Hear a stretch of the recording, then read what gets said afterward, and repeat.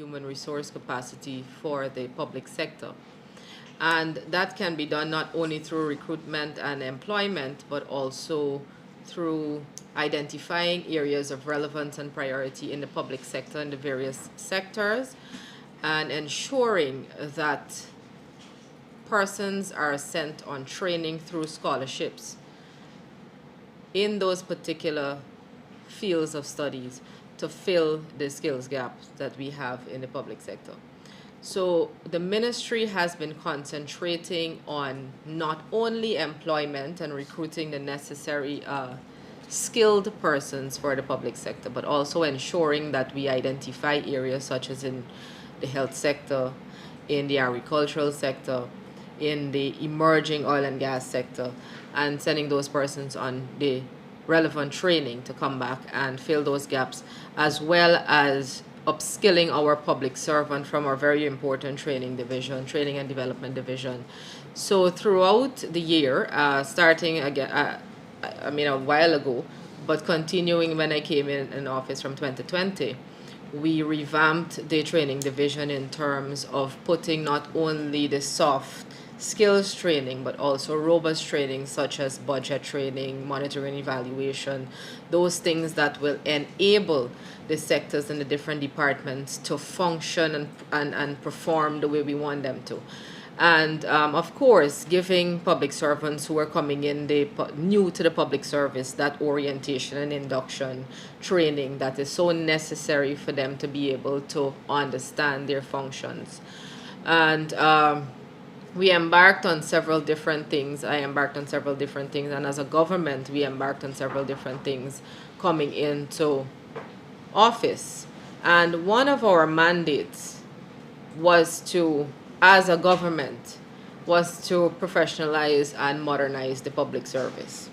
Now, that doesn't happen overnight. So necessarily it takes a few years even. And I do believe that for us to take it to a place of modernization, it has to be a mindset change. So we even started with a training program partnering with CARICAD and the UN to have a training for, and we did it at that level of the PSs, the DPSs, the REOs, having that kind of training for them to understand that their way of thinking has to change before that actual physical change can come about. So we started with that kind of training. We revamped the training division to include training programs that would be relevant and necessary to have the well functioning of the public sector.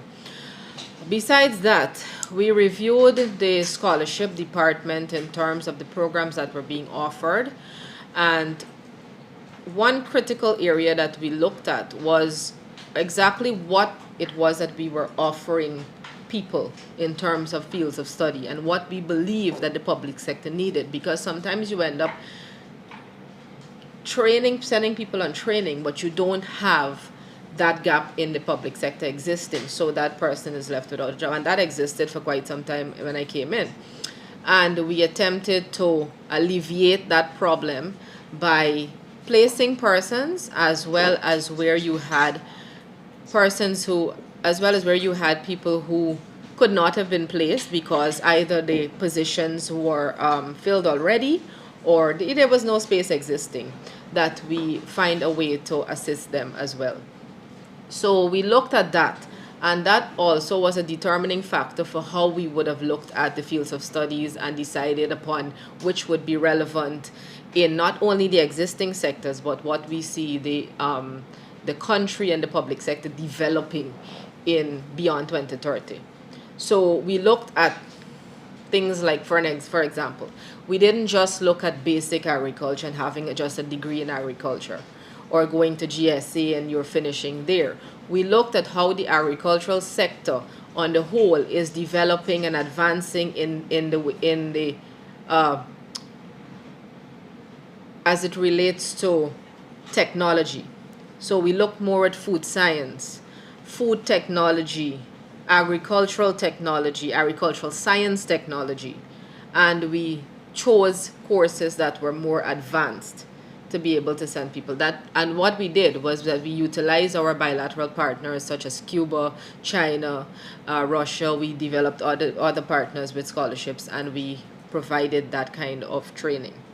So that was the way in which we looked at, and as well as the University of Guyana, because we started. It was a program that commenced, I think, 2 years ago, and it was a master's in strategic planning, and spearheaded by the now head of our Guyana Defense Force, and the president himself had spoken at that, and I think it was a very relevant field of study, and so we've also sent persons on scholarships for that particular program.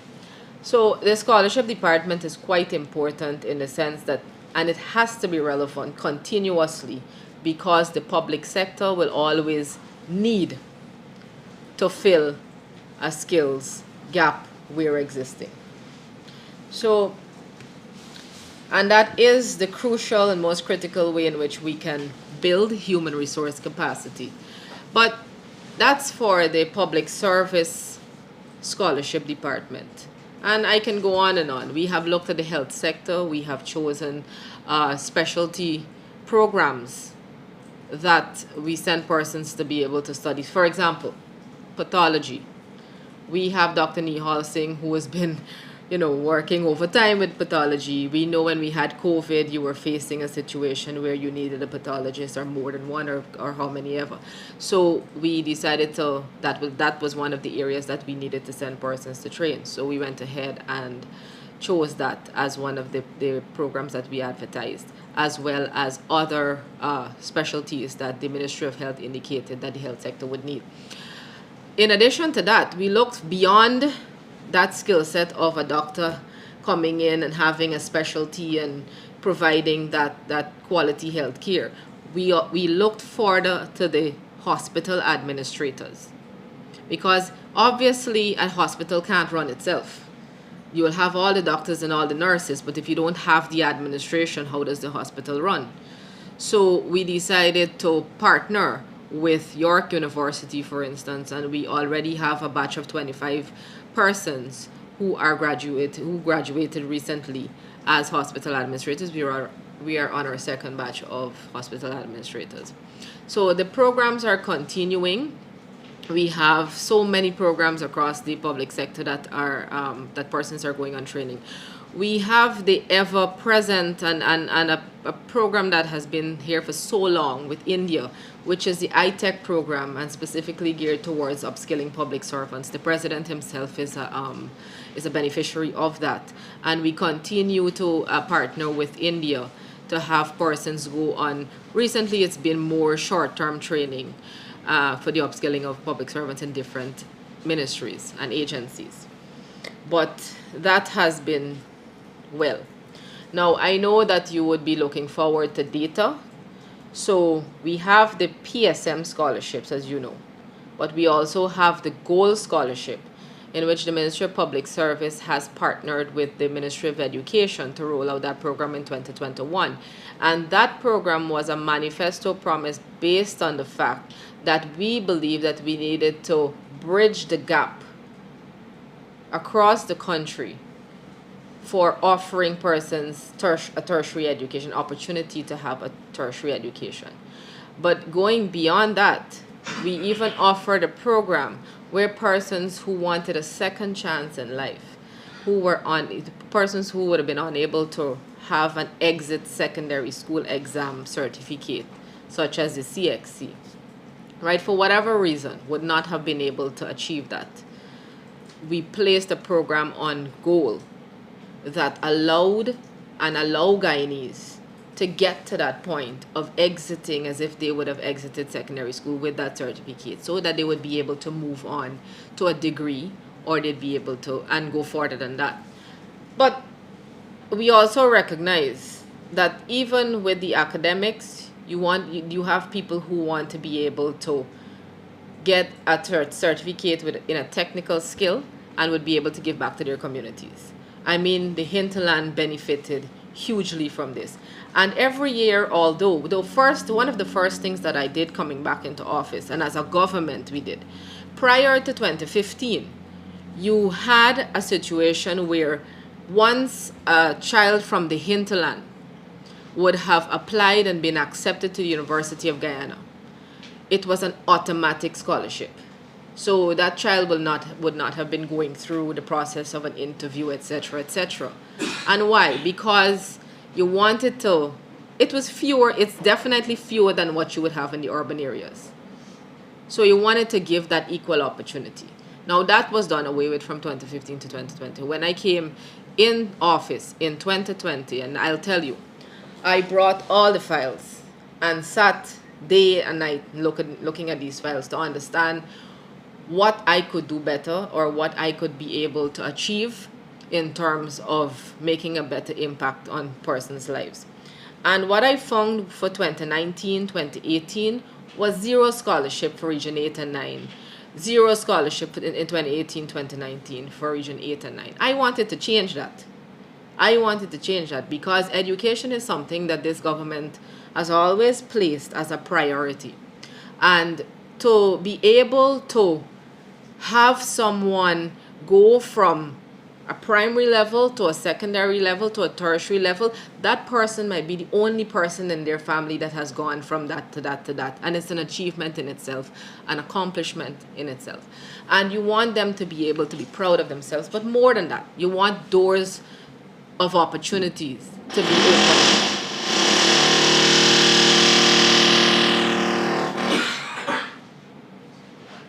Sorry about that. They're doing something next door that's been going on for quite some time. Yes.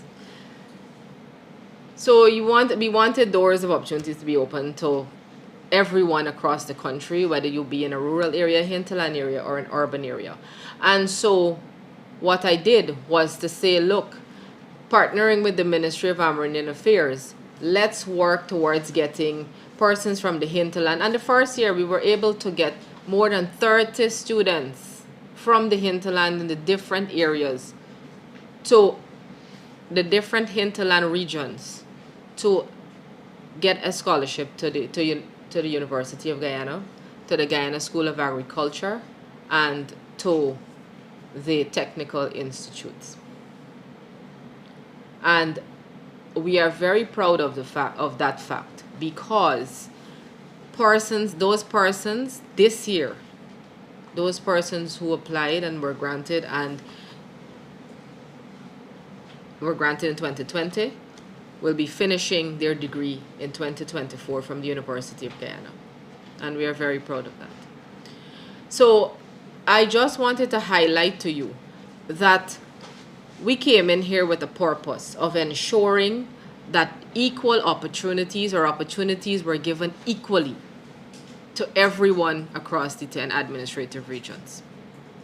That everyone would have access to education, but more than that, have access to earning an income after being able to achieve that education or that certificate. Now, we didn't spend, and I look at it. I come in here and I have to. I cannot year after year after year, and this is an end of year press conference. But I have to bring up the fact that between 2015 and 2020, persons who were sitting in this office and were supposed to, first of all, look at the people of this country and take them into consideration first, did not.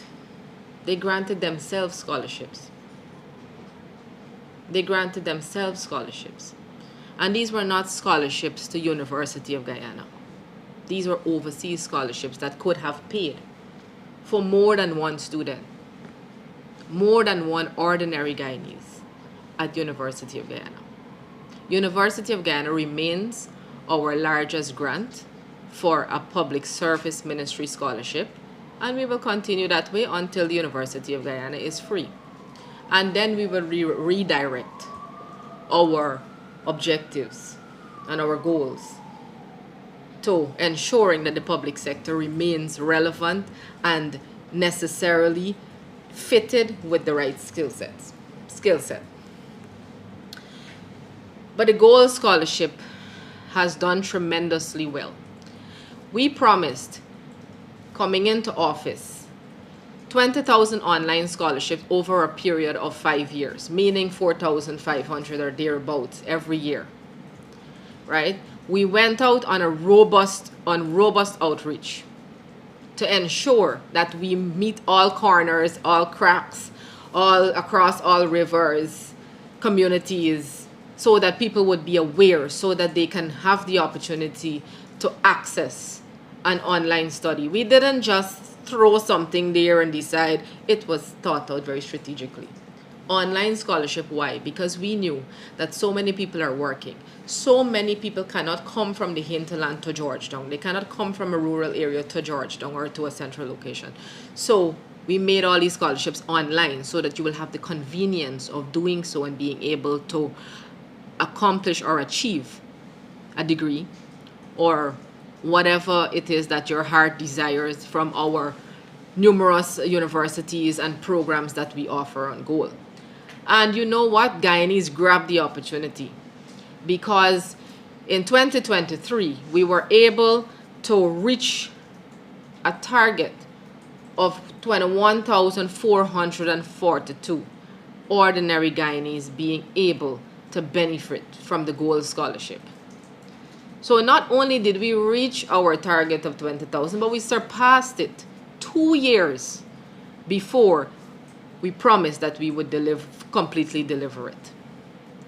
And not tooting my own horn or not tooting the government's horn, the reason that this is a success is because people were engaged, communities were engaged, and we put it in a manifesto because this is what people said they wanted. And we can see from the results, that it was something that they definitely wanted. So we're very proud, and I want to be able to thank the staff, my staff from my scholarship department, as well as the staff from the Gold unit, which comes under the Ministry of Education, for their hard work, because they've been doing so continuously. And it continues, of course, in 2024 and 2025. So by the time we're at 2025, we would be way, I'm hoping, beyond 30,000 Guyanese who have the opportunity to earn a certificate.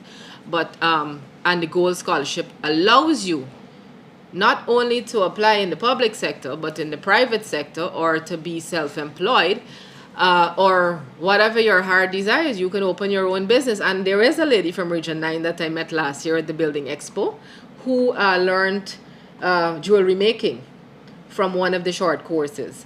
And she showcased everything that she made. I even supported her when I was there. And it was so good to see that she knew now that she had that kind of independence, because she was earning her own income from something that she... And you know what? I mean, how many of us sit here and we know that we have had the experience and we know that we can do something. But when we have that certificate in our hands, it gives us that extra oomph. It gives us that extra authority to say, I am good at this. Likewise, there is a teacher from Region 1 who applied, she did the sewing, the garment construction, they call it. I mean everything has a very fancy name now, right? Garment construction, but sewing. And she wore the suit that she sewed, and she brought it and she stood up and she said, this is what I did. And I did it because I was able to learn how to sew from the program that was offered, the Gold program. So we did have a lot of people benefiting, and word passed on and so on, and the program has been a success. And it has been spearheaded by the Ministry of Public Service and the Ministry of Education. So that aside, we have trained this year, 2023, we granted over 400 Guyanese the opportunity to get a scholarship from the 10 administrative regions. And I'm going to say that more than 50% of them, whether it be Gold or whether it be PSM scholarship students, are women. A lot of them being single mothers as well.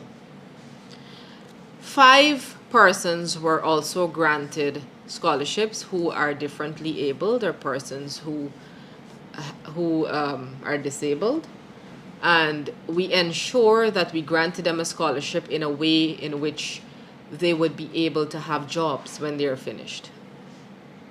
Right? The Ministry of Public Service revamped its training division to accommodate persons with disabilities, such as putting in ramps and all of that. We created a smart classroom where we can train persons in a very modern way or contemporary way. And we also would have trained a number of persons in the different regions. These are public servants. To be exact, public servants trained by region. Region number 1, 18. Region number 2, 28.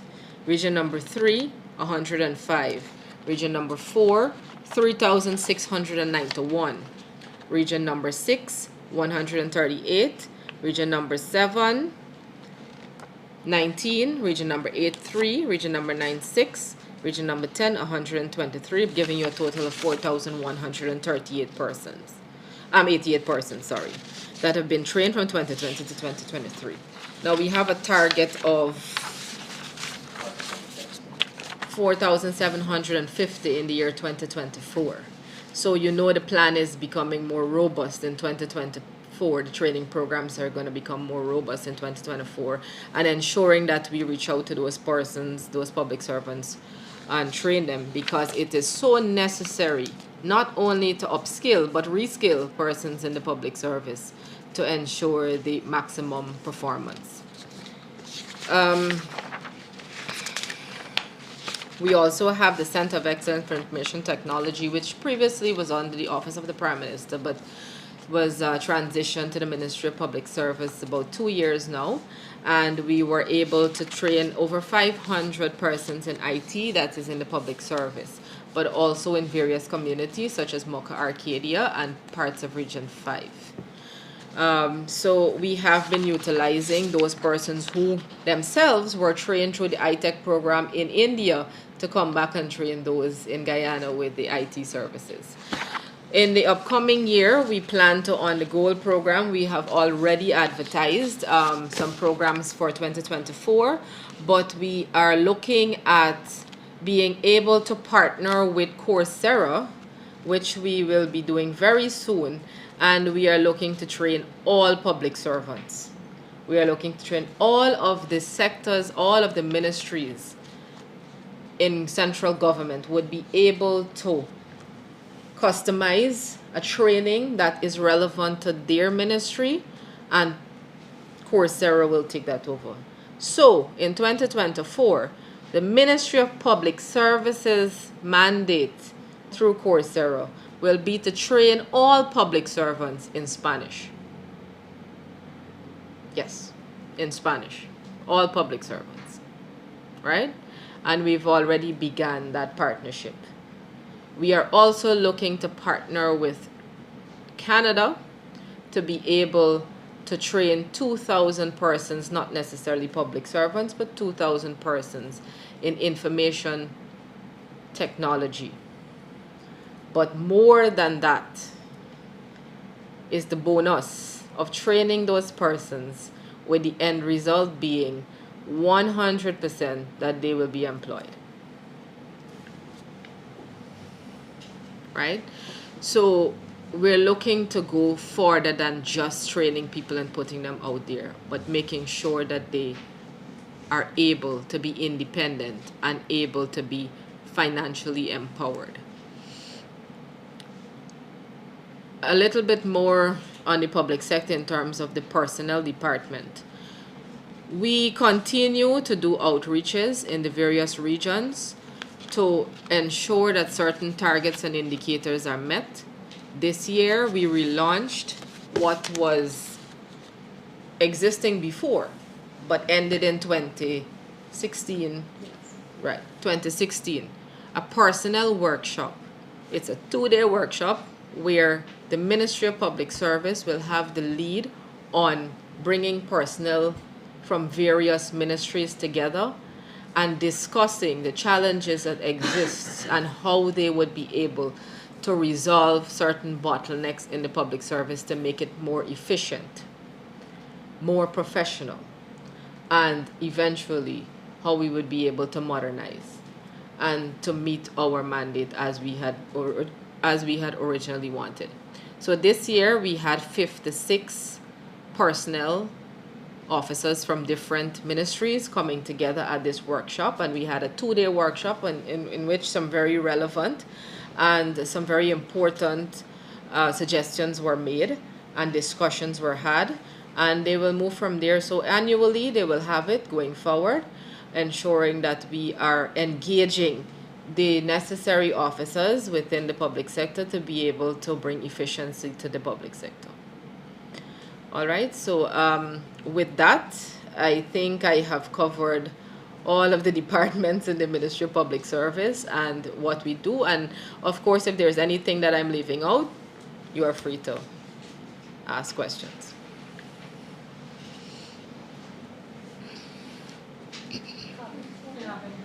Sakla Marshall from News Source. Minister, in given the breakdown, I don't know if I missed it, but I didn't hear Region 5. Region. Scholarship to Region 5. If you could just give us back the total. Is that the region for Region 5? Yeah. For the gold scholarship? You were giving a breakdown of Region Oh no, that was 5. not scholarships. That was the training being done. Training. Yeah, by the training division. Okay, but Region 5 is... Yes, Region 5, 138. Or- Do you want a goal breakdown of the Yes, regions? please. I Okay, will great. ask that as well. If you Sure, could give sure. us a breakdown for goal for 2023 as well as the PSM scholarships. And to indicate how many Guyanese were awarded scholarships, overseas scholarships, meaning that they would have had to travel abroad to study in 2023. Right. But we have a number of papers, right? A number of papers. But for the gold scholarship, let's start with that. Region 1 for a total from 2021 to 2023. So all 3 years inclusive. But would you be able to get 2023 by itself? Yeah, I could. Okay, I could. Region 1, 246. Region 2, 885. Region 3, 1111 or 1111. Region 4, 2988. Region 5, 431. Region 6, 877. Region 7, 284. Region 8, 381. Region 9, 162. Region 10, 349. And we have various persons who did not stay their region, but 38 of those persons were granted in 2023 and 132 in 2021.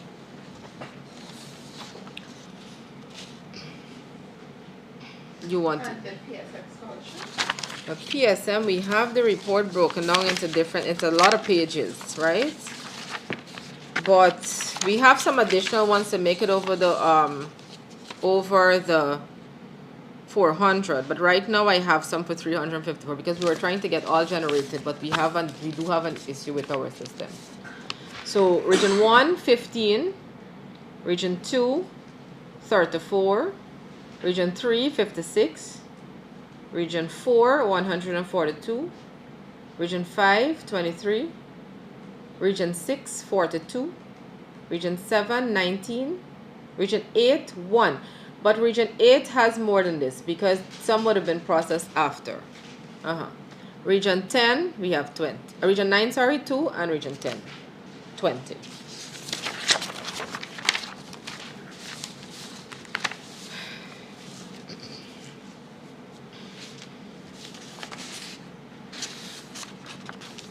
And for the gold scholarship, we are looking at the gender balance. We have for 2023, we have males 2,221, females 5,731 for 2023 alone.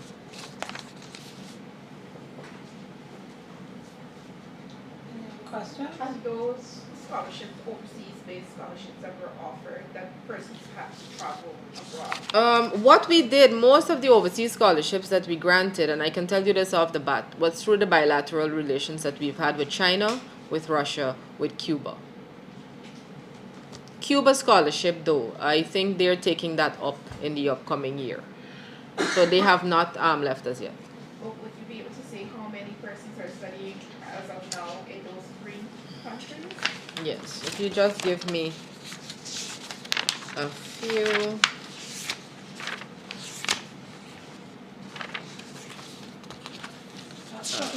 We'll get that to you. And we can lay that over to you, but what we do have is a breakdown of persons who are continued, completed, new students, students placed, etc.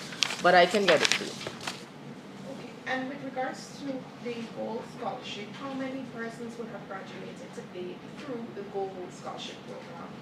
Well, very recently we had the first batch of those persons who are on the SCQF program. That's the program that you have that is a substitute for the exit secondary school exams, and we had over 600 persons graduating. But for the tertiary? Well, we are with the degree programs. It would have only started in 2021, so we are and the degree programs would be completed this year, 2024. And we have some persons from master's programs as well that would have been graduating. All of those numbers I can get it to you. It's not a problem. Could you say what's the investment like for the PSM versus the Gold Scholarship? Well, they both come under the same line item, but basically it was, I do recall it was 3-point-something billion that the scholarship overall for that line item for training was given 3-point-something billion in the last budget, and it is the largest that the Ministry of Public Service has ever had for training, whether it be through scholarship or training division. But that includes all. But 1-point-something billion was given to Gold and 1-point-something billion to the PSM scholarships.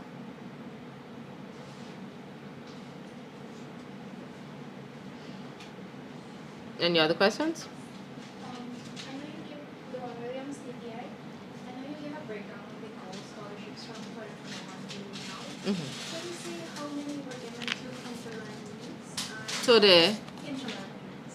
the youths. Yeah, the hinterland. Well, the Gold scholarship I don't have for the hinterland youth, but most of the persons who did take it up were youths. But we also did have a few persons who were in. I know for sure there was a gentleman from Region 1 who was 72 years old and took up farming. And But most of the persons are youths. okay, and how many were women? For the Gold scholarship, Yes. you want all of the total. So out of the 21,442, the total from 2021 to now for females is 15,366. Right? And with PSM scholarships, because there is an age cutoff, there is that age, a cap on the age, because the retirement age in the public service is 55. And obviously, if you have to be serving a 5-year period, you have to have a cutoff on the age point. So most persons are very young who are granted scholarship.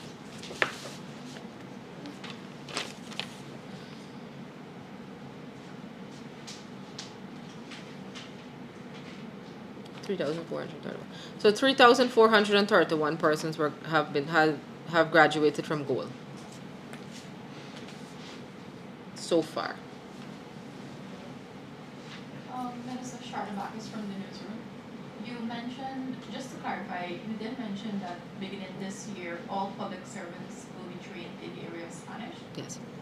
Do you have an idea as to what, When? Yeah, when this will Okay. start, how it will be done? So we're now partnering, and what we're going to be doing is it is scheduled to start around March, right? And it will run for just about 16 months, or just about there. And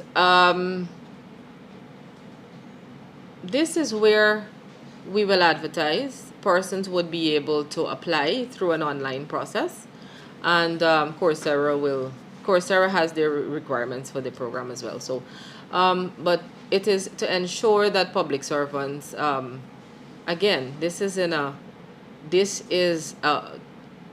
we're taking a course of development as well as modernization. So we want to be able to have public servants not be left back, because you're dealing with the public and you're also having to do so much online that we are kicking up the ICT training as well as the different programs.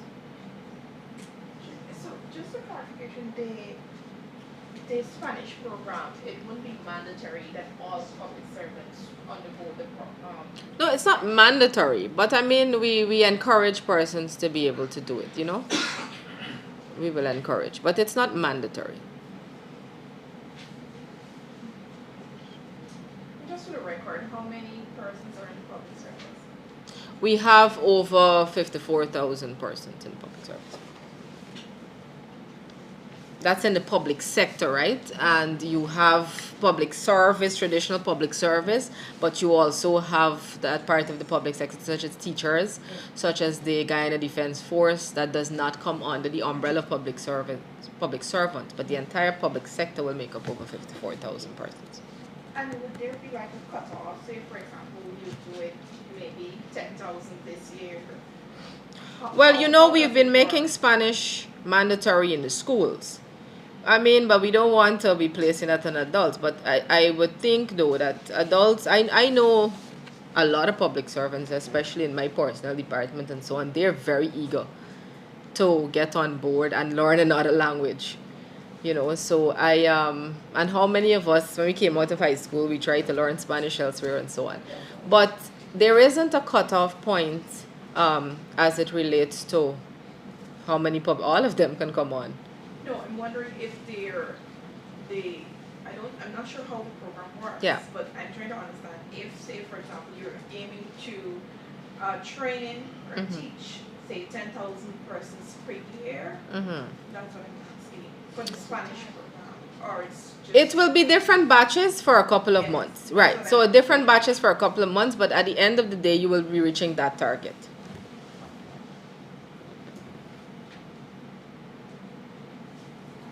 Any other questions? CPA, any other questions?